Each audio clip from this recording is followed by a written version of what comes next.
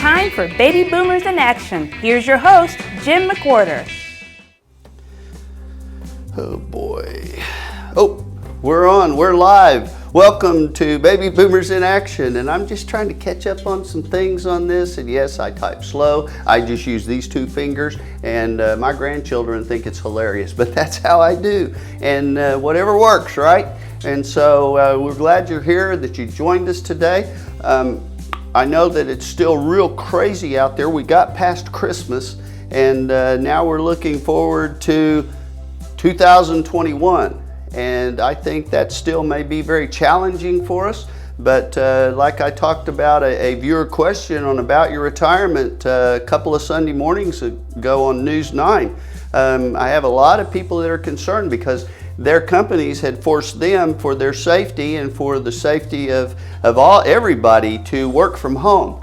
And people have been adapting to that, but after working from home for 8 or 9 months, and now a lot of companies are projecting it's going to be another 6 months, 9 months, maybe the whole year of 2021. Some companies have already been mandating that with a lot of their staff to continue working from home. And so, yes, it's very challenging there. And what's bothering a lot of people is it gets monotonous, and just doing the same thing, working from the same spot in your house, and with all the commotion that goes on. And also, what we want to do is I want to share some ideas with you that I did on News 9, because people keep asking me, you know, Jim, how have you done this? You've been working from your office 7 days a week, 8 to 16 hours a day since last February. And so I know what people feel like, but I surround myself with things that make me happy. And so I want to suggest 3 things that you should consider to update your working space if you work from home, and maybe even your office if you're working in an office situation where there's not near as many employees and people around and you feel a little more isolated. One of the first things I think is important is for you to surround yourself with things that make you happy. And we're going to show you some pictures of some of the things in my office, because we can't move the camera around everywhere. But you're going to see a picture of Spot, my pet eel, that had for 16 and a half years. I've got a 75-gallon aquarium, saltwater, and he's a Caribbean striped, black and white striped eel, and I just love him and feed him every week and talk to him, and can just look over whenever I get a little bored and he's swimming around, and it just makes me feel like I'm a little closer to the ocean, because you know that's where I really want to be, scuba diving in the Caribbean. And then another thing that I have just recently, a friend of mine found in storage, was my Schwinn Stingray bicycle that my parents gave me when I was 11 years old at Christmas. And it's probably one of my all-time favorite Christmas presents. And you can see by the picture, this was quite the bicycle to have, and I got it when I was 11 years old. And when I was 12 and 13, had 2 newspaper routes, and threw newspapers off of those handlebars every morning. It'd go at 4:30 in the morning to throw newspapers. And so, you know, I always enjoyed that. But there's things like that that you want to do. Pictures, put pictures. Over on the other side of my office, I have taken the first day of school pictures of my grandchildren and printed them and taped them to this 8-foot wide window seal. And so I can just look up at all times and see them when they were little, all the way up to Riley being in college this year. And so that breaks a lot of that. And of course, I also have my dive helmet, that it's an antique dive helmet Navy divers used, and that catches a lot of attention. I've been photographed with that many times over the past 30 years. And so things that are special to you.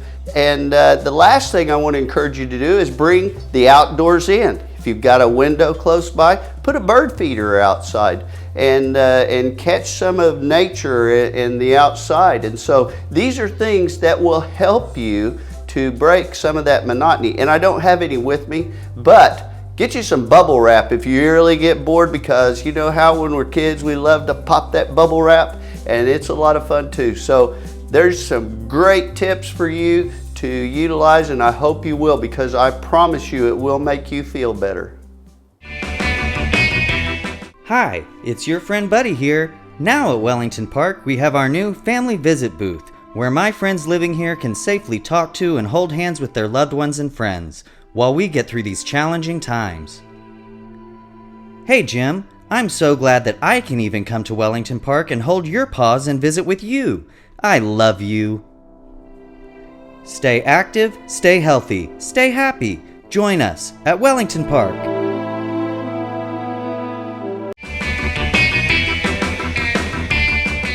Okay, so I want to mention to you that we have a new format that we're going to start utilizing on Baby Boomers in Action. And we're still going to bring you some important guests just like we have today. And we're going to bring you more information and break it up a little bit and share things that I think are very important to you. I know everybody's tired of hearing about COVID, but on the other hand, it's a reality. It's part of everyone's life right now, and it's very important for us to continue that battle against it and do what we have to individually to protect ourselves and to protect the vulnerable generations and to protect everyone. And so I hope you enjoy what we're doing. And today I've got a good friend that's here with me. His name is Jay Johnson, and he's the chairman of the board of the Oklahoma Hospital Association. And so you're hearing a lot about hospitals. And so we're going to be on Zoom this week and next week with Jay. Jay, introduce yourself. So my name is Jay Johnson. I'm the CEO of DRH Health, and I'm also the chairman of the board of the Oklahoma Hospital Association. DRH Health is a small system in southern Oklahoma, southwestern Oklahoma that is primarily in Stevens and Jefferson County. We have Duncan Regional Hospital as well as Jefferson County Hospital. And then we also have clinics in Cotton, Comanche, and Grady counties. Okay.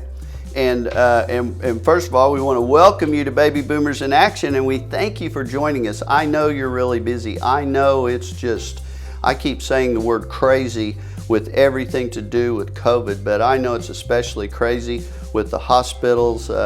My sister's been in with COVID in a hospital in Oklahoma City for over 4 weeks, and she's being very challenged with that. And so, there's a lot of things I think our viewers, they tune in for us, Jay, to try to bring them as much up-to-date information as possible. So if it's okay with you, I want to just ask you some questions that are on a lot of people's minds about, the hospital situation. And the first one, obviously, your opinion on how serious is this virus? And because it seems like there's still a lot of skeptics that I keep running into. I know that's frustrating. It's really frustrating for people in healthcare because this virus is very serious. The thing that I constantly hear brought up is the fact that, the death rate's low. This many people recover, but it's interesting to me that the low death rate equates to, in this year, it's going to be the third leading cause of death in the United States, behind heart disease and cancer. Right. Yesterday we crossed a milestone with over 300,000 deaths this year. Yes. That first case was the 1st of February, so we're not even talking about, we're talking about the first 9 months. Right. Of the virus in the United States. And so it's really, I'm always puzzled when people say that the virus isn't serious, because it's very serious. Yes. I think what's been so alarming to me in our hospital is I've been in hospital administration now for 27 years. Right. And this is my 4th hospital, and I have never been part of an organization where more than 50% of what we're treating is one disease or condition. Wow. We have primarily 2 floors in our hospital of 28 beds each, and one entire floor from end to end is COVID patients. Every patient in every room is being treated for the same thing. Wow. It's really an exceptional time and something that we've not ever seen in our lives. Well, that poses a major challenge. And you mentioned the number of deaths and all, and I heard somebody report that more people have now passed from COVID as did in World War II. And so those are scary and alarming numbers. And you mentioned that the first case in February. So my next question is about how the virus impacted hospitals the first quarter of this year, and then how has it impacted hospitals currently? What are we seeing different? To think back on that time, the emotions you get are so different. In some ways, I wouldn't say we're used to it, but boy, back then the anxiety was so high because we did not know what was coming. And you know, all of us in healthcare, and especially hospitals, we're really listening to the experts. You know, when you're talking about a disease that really originated in the world a year ago, so much of the misinformation and I think the opinions you get shared, that people share, are based on the fact that we don't have a lot of facts, just because it hasn't been around very long. Sure. So last March, I remember that Thunder game where they came across the PA and said everyone can go home, we're not going to play the game, and how that just set the wheels in motion of a shutdown. And the anxiety we all felt because we were listening to the experts tell us that, get ready, this virus is getting ready to come and this is what it's going to do. And the predictions were way out there. I mean, we were really, we were preparing for the worst, just like every hospital was, as far as thinking that we were going to have people, we're going to have to ration the use of ventilators. We were going to be managing deaths like we've never managed, and none of those things panned out. At least here it didn't. I think, you can't say that everywhere though, because everyone has a different experience. And, you look at New York City, you look at what happened in Italy, and of course what happened in China and these places. They had some really horrible events happen. We were afraid that was going to come to rural Oklahoma or even to Oklahoma City and Tulsa. Right. And it didn't, thankfully. And so now I think the question is, it's not because of those measures we took. And I don't know that anyone's ever answered that. We did take, for 6 weeks, most of us shut down, almost all of us shut down our elective surgeries.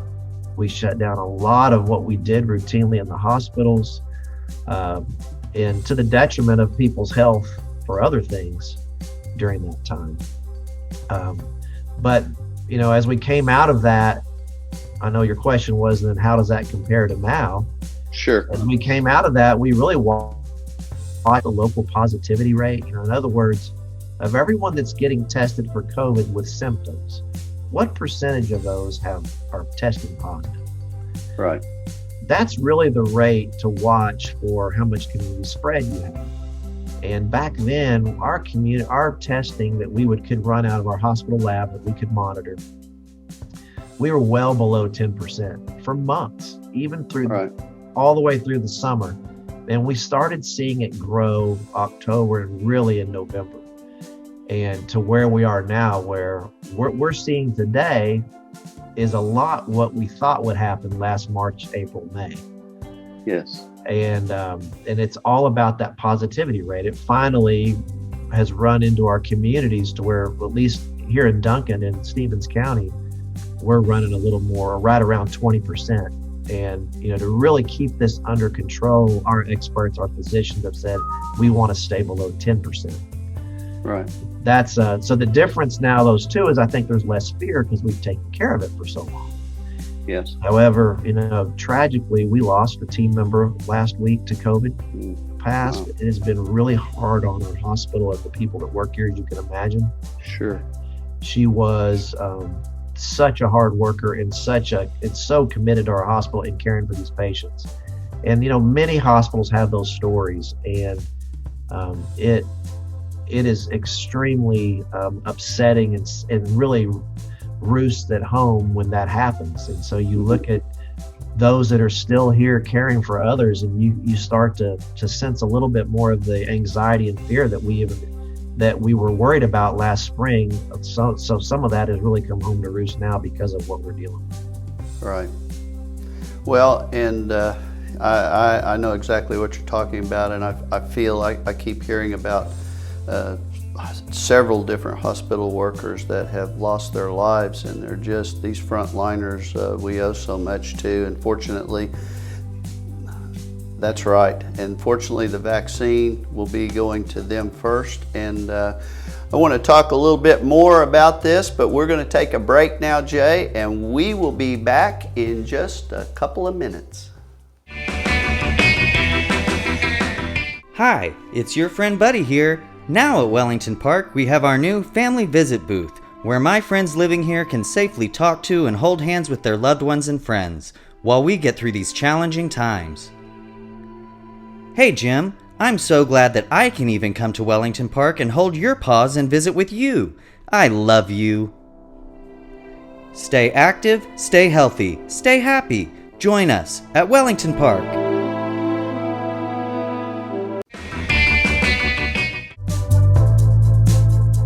Today's scripture is found in 1 Corinthians 10:13. No temptation has overtaken you except what is common to mankind, and God is faithful. He will not let you be tempted beyond what you can bear. But when you are tempted, He will also provide a way out so that you can endure it. I know you enjoyed our show today on Baby Boomers in Action, and I want to remind all our viewers that I mentioned earlier on that we have a new format that we're going to be utilizing on the segments each week, and one of those is to use viewer questions that we get on About Your Retirement with News 9 on my Sunday morning show, and where we've only got 5 minutes there, we've got much longer to go through those and make sure we cover them well and answer the questions. But it's very important for you to continue to send your viewer questions in, because we can use them on Baby Boomers in Action. I use them on News 9 About Your Retirement on Sunday mornings, and wow, if you can believe it, I'm going to be starting my 13th year doing the program in 2021. So that's kind of incredible to me. But please continue sending those to us, and we know I get so many comments about the commercials that we do. We're sponsored each week by Wellington Park, Retirement Community, Assisted Living, and Enriched Living, which is our Alzheimer's and memory care community. And Buddy, we'll bring him back on the show. We've even made a couple of new commercials with Buddy that you've been seeing on television amidst the COVID things. We did everything safely, and we try to make them funny so that people can enjoy. It's so important for you to even force yourself to smile. I'm Jim McWhorter, your host. See you next week on Baby Boomers in Action.